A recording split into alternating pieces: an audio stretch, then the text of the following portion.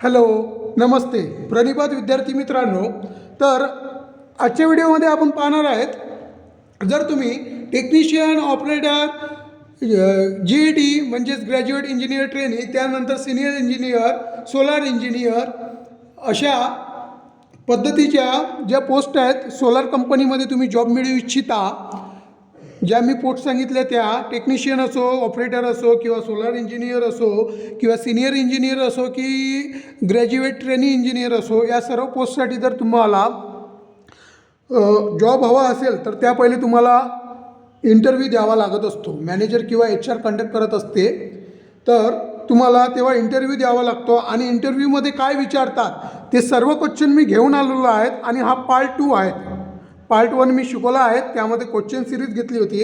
आता हे क्वेश्चन मला विचारलेले आहे. जेव्हा माझा इंटरव्ह्यू झाला होता कंपनीमध्ये, मेगा इंजिनिअरिंगमध्ये, सोलारमध्ये, तेव्हा मला हा विचारलेला होता. त्यामुळे मी तुम्हाला सांगू इच्छितो की नीट लक्ष द्या आणि जो क्वेश्चन मी सांगतोय तो नीट ऐका आणि त्याची उत्तरसुद्धा इथे लिहिलेले आहे मी शॉर्टमध्ये.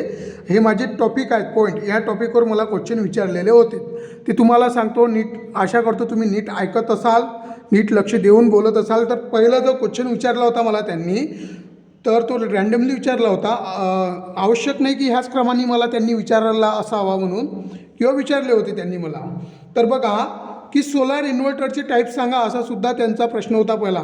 Tail me what is the type of solar inverters. तर त्यात 5-6 प्रकार पडतात सोलार इन्व्हर्टरचे.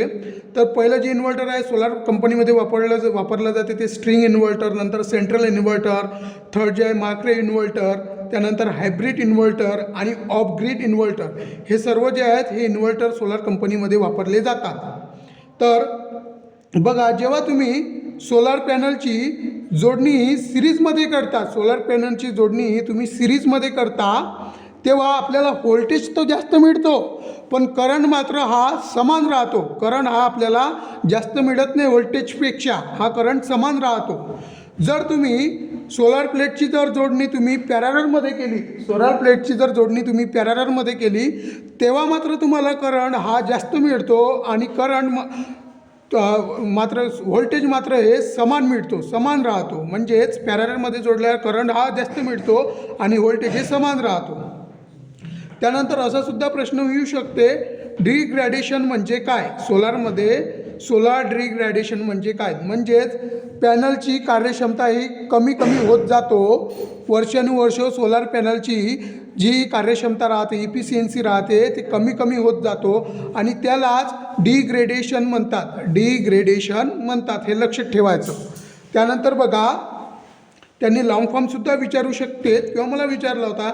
LCOE म्हणजे लॉंग फॉर्म काय आणि त्याचा उपयोग काय, असा सुद्धा प्रश्न येऊ शकतात. तर ते बघा, लेवलाइज कॉस्ट ऑफ एनर्जी असा त्याचा लॉंग फॉर्म आहे, लेवलाइज कॉस्ट ऑफ एनर्जी. आणि हा प्रकल्पाच्या संपूर्ण आयुष्यात तयार होणाऱ्या ऊर्जेचे एकूण खर्च आणि प्रति युनिट यातला जो संबंध आहे, तो संबंध म्हणजे हा दुवा आहे एक, हा समजून घेतो. आणि त्यालाच तुम्ही याचं हे जरी लक्षात ठेवला long form levelise cost of energy, तरी सफिशियंट आहे. आणि नंतर बघा, इन्व्हर्टरची इफिशियन्सी किती असते चांगल्या इन्व्हर्टरची, किंवा what is the good inverter efficiency, किंवा what is the good inverter efficiency, असा क्वेश्चन येऊ शकतो. तर त्यासाठी तुम्हाला माहीत असायला पाहिजे की एका चांगल्या इन्व्हर्टरची कार्यक्षमता ही 95 ते 98% इतकी असावी, चांगल्या इन्व्हर्टरची. त्यानंतर आहे PID म्हणजे काय, PIDचा लॉंग फॉर्म तुम्हाला माहीत असायला पाहिजे. PID म्हणजे पोटेन्शियल इंड्यूस डिग्रॅडेशन, पोटेन्शियल इंड्यूस डिग्रॅडेशन, हे तुम्हाला माहीत असायला पाहिजेत. त्यानंतर बघा,